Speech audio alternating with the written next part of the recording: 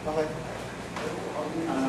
I'm afraid kung i-expose natin yung bata sa different viewpoints ng bata pa lang sila, baka they might get confused. Sasabihin nila sa classmates nila, sabi ni Daddy, walang Diyos. Sabi ni Daddy, may iba-ibang religion, walang tamang religion. So for me, regarding children, I think we should raise them up within a certain tradition, but we should not indoctrinate them na talagang huwag natin masyadong i-emphasize yung si Jesus, pinadala ng Diyos, namatay siya para sa kasalanan, ikaw ang kasalanan ka. Sa tingin ko for children, let's not focus on those things. Kailangan i-focus yung mga parables, yung Noche Buena, si Santa Claus, kasi bahagi yun ng kabataan nila eh. So, maging maluwag lang tayo, huwag yung hardcore Catholic. So, pwede natin silang palakihin. Tapos when the time comes that they can think for themselves, unti-unti natin i-introduce yung ideas natin. Hindi ko palalagpasin yung Noche Buena at Santa Claus. I'm so sorry. Pero hindi, siguro agree pa ako sa ilang mga bagay, pero hindi ko talaga palalagpasin yun, sorry. Kasi ginagawa ko na siya, and kailangan nilang ma-appreciate. I don't think so na parang ninanakawan na natin sila ng kabataan. Hindi naman, I don't think so. Kasi nakikita ko naman silang nag-e-explore. Siguro yung basic tenets kasi ng free thinker, yung ng free thought, na yung learning process nandun, yung critical mindedness, i-develop mo sa kanya, siguro. Tama na, huwag i-discover na, hindi ganon. Pero yun yung venue para i-expose siya sarili niya dun sa ganong klase ng thinking. Kasi when sa simula pa lang, medyo pinipig natin ng siguro ng parable, kailangan i-balance natin yung pagbibigay sa kanila. At ako, kasi sinasabi ko sa kanya na Bible is a book. Same as Little Mermaid, Disney, different Disney, ganun ko siyang, parang hindi siya mag-question, di ba? So kung mag-question siya dahil yung lola niya, sinasama siya sa simbahan, mag-uusap kami tungkol doon. Pero hindi naman nila din kagad mapaprocess yun sa sarili nila. So magtatanong sila. So maganda dahil naglagay ka na kagad ng, parang nagpunla ka na maging matanong sila. So one thing na yun, magandang factor na yun siguro sa akin. Na may nakikita silang iba't ibang point of view dun sa family nila.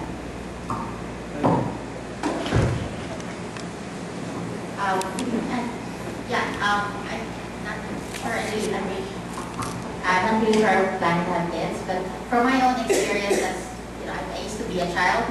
Pero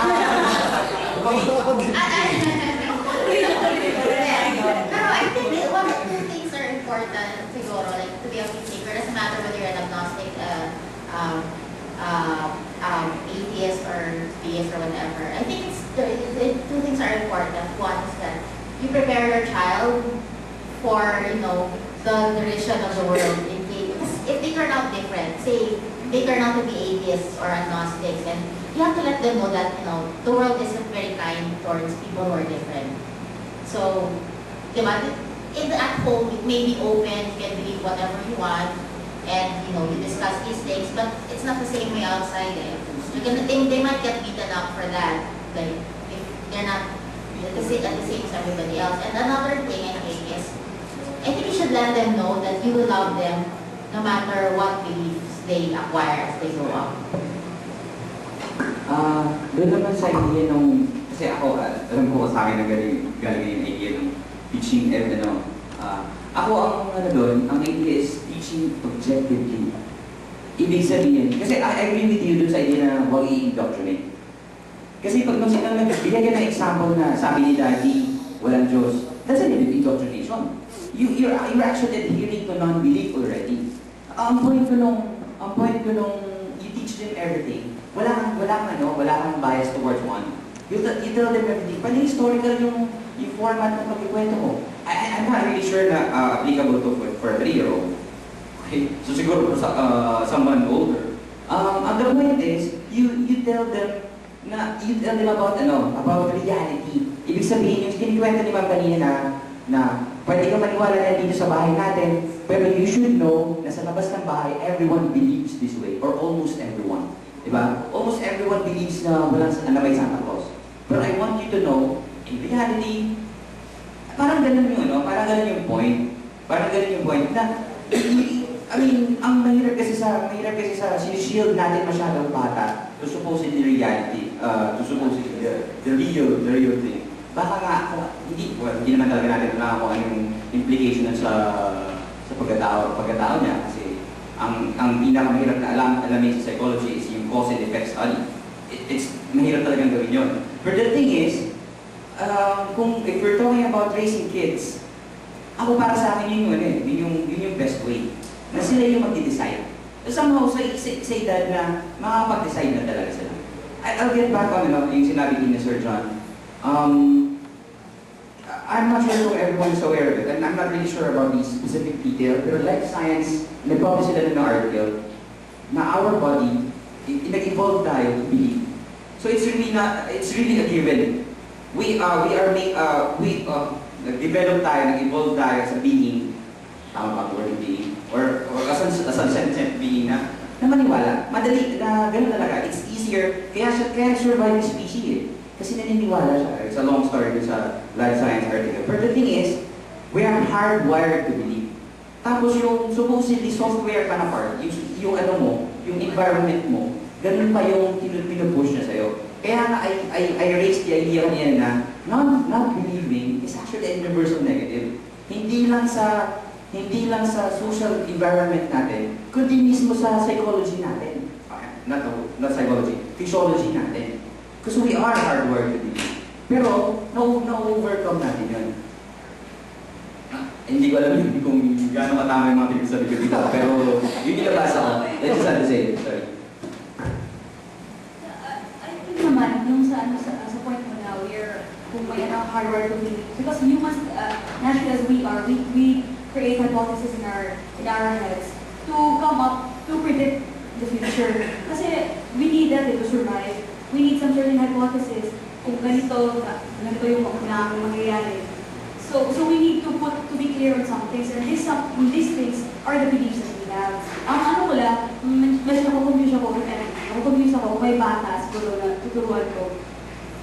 Kung tatanong siya sa'yo, syempre, ikaw, anong tingin mo? Anong sasagot mo? Syempre, ganun ka, di ba? You don't believe anything. But siya, kahit ini-expose mo siya sa'yo, different bagay, tatanungin ka pa rin niya, anong tingin mo? Siyempre, parang ikaw-follow niya. Kung confused yung parent, confused din yung sagot niya. Kung agnostic siya. I mean, kung John, gano'n. Joke lang yun. So, I'll be there when I get there. Alright, opinion ko lang dun sa may hardwired to believe na part na yan. Granting without accepting na tama yung findings na yun o yung article na yun, I don't think na justification yun na para sa religion or argument yun na meron Diyos. Okay? So, ang alam kong part ng article yun is that yung sa book na The God Part of the Brain, sinasabi na, oo, meron ganung part na sa atin, pero isa yun sa mga cognitive illusions. So once na alam na natin na meron ganung part, so mas ma-accept na natin yung viewpoint na yung belief na yun is just a belief and nothing else. Okay, bibigyan ko kayo ng problem. Mayroon ako magaling magbigay ng problema. Okay. Hindi, sandali lang. But, okay, so suppose sabihin natin na ituturo natin sa anak natin yung this and that, ito yung mga historical campaign. Tuturo natin, okay. Pumunta siya ngayon sa school. Okay? Sabi ng teacher niya, wala tayong magagawa, katoliko. Born again yung teacher niya pala. Sabi niya ng teacher niya, may Diyos, si Jesus Christ, Son of God. Ito. So, umamin naman yung mga estudyante. So, may confused ngayon yung bata. Umuwi ngayon siya sa'yo. Sabi niya, Dad, sabi naman, teacher ko si Jesus Christ daw, ng God. Tapos, salvation, maniwala sa kanya, mapupunta tayo lagi. Hallelujah. Ngayon, ang problem na yun ganito, sabi mo ngayon, hindi, ang Diyos, si Horus yan eh. Si Mitra, isa-isa mo ngayon, 300 names ng Diyos na tapos ka na hanggang gabi.